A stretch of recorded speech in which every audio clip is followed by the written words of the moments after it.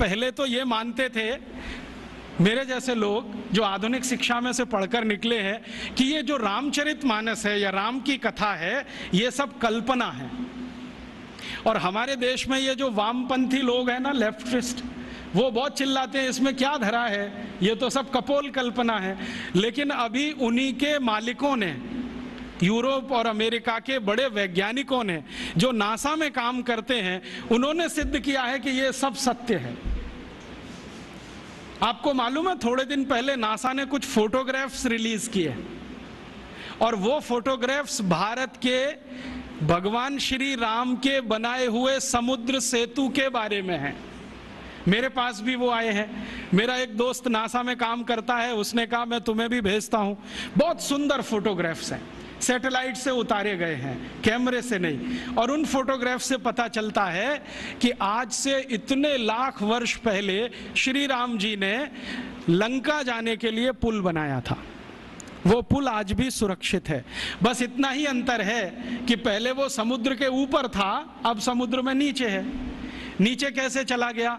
हो सकता है पिछले कुछ लाख वर्षों में 2-4 हजार बार सुनामी आ गया हो, और सुनामी आता है तो मंजिलों मंजिलों बिल्डिंग डूब जाती हैं, तो ये पुल भी डूब गया हो।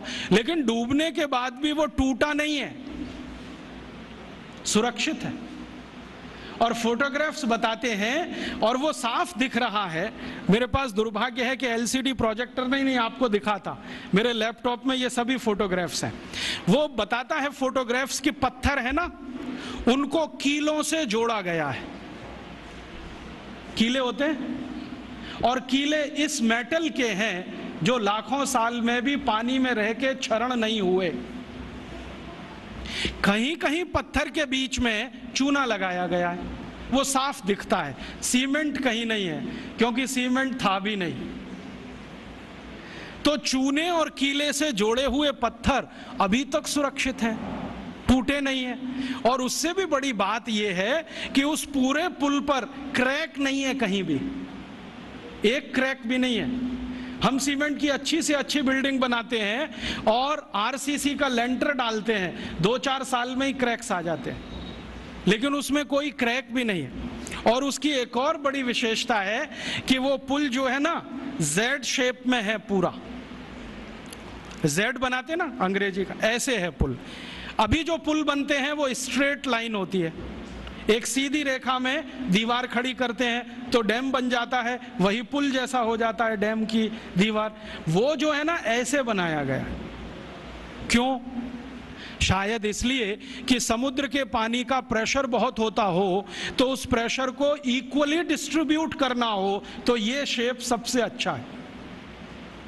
क्योंकि इसमें कई दीवार आ जाएंगी, हर दीवार पर प्रेशर डिस्ट्रीब्यूट हो जाएगा, तो उसकी लाइफ बढ़ जाएगी। इतनी अकल हिंदुस्तान के लोगों को आज से 8-8.5 लाख साल पहले थी। और जानते हैं इस पुल का डिजाइनर कौन?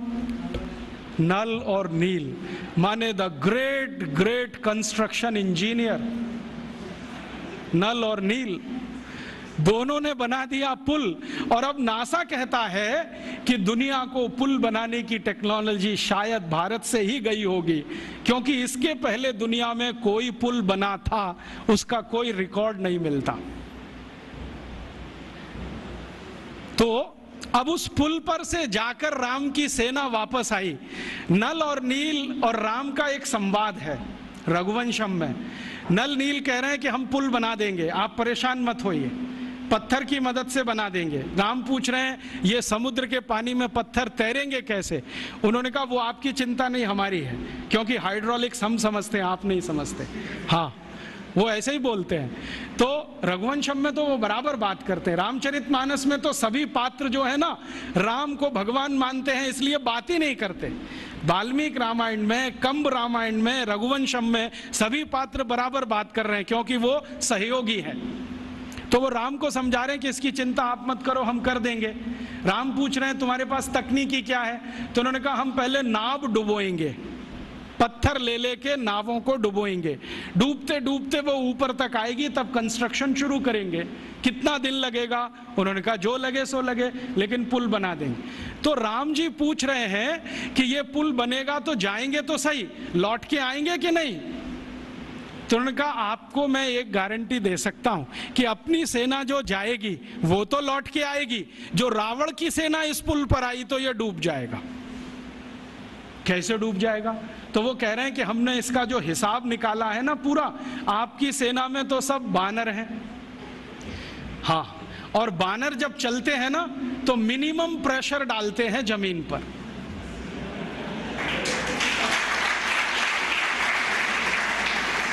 आपने देखा है ना, उनके पंजे भगवान ने कुछ ऐसे बनाए हैं कि उनका जमीन पर पंजे का टिकना बहुत कम दबाव डालता है, और वो ऐसे अद्भुत ऊर्जा के मालिक हैं सब बानर कि जैसे ही पंजा टिका तुरंत जंप कर देते हैं, और वो कंटिन्यू जंप कर सकते हैं, 1 किलोमीटर तक कर सकते हैं, 2 किलोमीटर तक कर सकते हैं। तो नल नील कह रहे हैं कि हमने पुल का डिजाइन ऐसा रखा है कि ये बानर जंप करके तो निकल जाएंगे सबके सब, जो रावण की सेना आई तो ये डूब जाएगा, क्योंकि रावण की सेना में सब राक्षस हैं, राक्षस शरीर में भारी हैं, भारी होने के साथ दबाव ज्यादा डालते हैं, तो ये पुल टूट जाएगा, वो मर जाएंगे। इसलिए युद्ध में हम विजयी होंगे, हारने का चांस नहीं है। इस क्वालिटी की चीजें हैं। अब ये क्वालिटी किसी देश में आई हो तो मैं मान सकता हूं कि उस पुल को बनाने का मटेरियल उस जमाने में रहा हो, और उस पुल को बनाने वाले जो लोग रहे, नल नील जैसे पता नहीं कितने, उनको और भी बहुत कुछ ज्ञान आता हो।